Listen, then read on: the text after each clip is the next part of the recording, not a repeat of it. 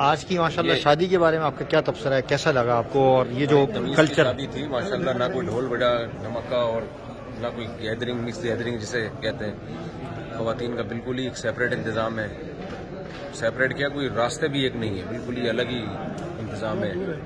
اور نکاح انہوں نے جو پڑھایا ہے، خطبہ جو دیا ہے، کتنا خاندانی سا خطبہ دیا ہے کہ وہ تمام لوازمات کے ساتھ میں نے فلاں کی بیٹی کو ان کے ولی الامر کی اجازت سے، ان کے ولی کی اجازت سے ان شرطوں کے ساتھ کہ امساک بالمعروف ہو یا تسریح بالاحسان ہو، اور جو بھی حقوق ہیں زوجہ کے اور اس کی عزت تعظیم کے ساتھ، ان شرطوں کے ساتھ میں نے آپ کے نکاح میں دی۔ اور دولہا نے، ہمارے یہاں اتنی شرطیں ہوں تو دولہا وہیں سے بھاگ جائے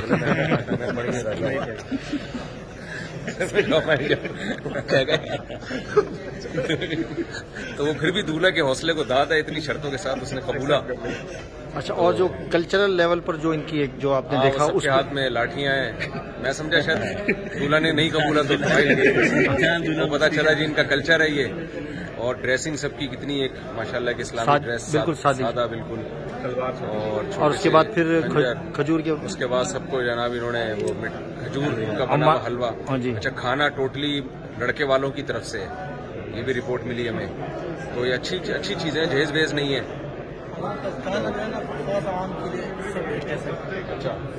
ہاں، خاص اور عوام۔ اور دوسرا یہ کہ یہ جو شادی ہے ماشاءاللہ ہم دیکھ رہے ہیں کہ انٹرنیشنل کانفرنس تو ہوتی ہے، لیکن حاجی صاحب نے جو یہ پوری دنیا سے موتیوں کو جمع کیا، سارے دنیا سے علماء کو جمع کیا ہے اسماعیل صاحب نے ماشاءاللہ۔ یہاں ہماری سارے علماء سے ملاقاتیں ہو گئی اس بہانے، تو بڑا اچھا لگا، ورنہ کہاں ملتے۔ انڈیا سے بہت سے لوگ آئے ہوئے ہیں، یو کے سے، تنزانیہ سے صاحب سے ملاقات ہو گئی، اور بھی علماء کرام آ رہے ہیں، تو سارے دیندار لوگوں کو جو ان کے خیال میں دیندار ہیں، حقیقت تو اللہ ہی جانتا ہے۔ جی، آپ لوگوں کے کیا جذبات ہیں؟ جی بتائیں، مفتی صاحب سے مل کے پہلی دفعہ یہ ملاقات؟ نہیں، ہمارا دوسرا ملاقات ہے۔ اچھا، یہاں ماشاءاللہ وہاں کے ہیں، کے پی کے ہیں، کہاں کے؟ سوات سے ہیں ماشاءاللہ، مان میں ہی رہتے ہیں۔ ہاں جی، آپ بتائیں۔ بھائی، ہمارے لیے تو سعادت ہے کہ ہمیں اس قابل سمجھا کہ میں یہاں بلایا اور عماری لباس پہنایا، شماغ پہنایا، اتنی عزت دی، اور اتنے سارے علماء حضرات سے ملاقات ہو گئی، اس سے بڑی کیا بات ہے۔ جی کامران بھائی، جیسے عمر نے بولا، ہم نے تو سب کو دعوت دی تھی، تقریباً 50 لوگوں کو حاجی صاحب نے بذات خود میرے سامنے دعوت دی تھی، جو ماشاءاللہ عمرے پہ تھے۔ کافی لوگ نہیں آ سکے کیونکہ عمرے پہ گئے تھے، اتنا ٹائم سلوائی کے ساتھ ماشاءاللہ 50 لوگ۔ حاجی صاحب کوئی شعر اس موقع پر تو کوئی آپ کا؟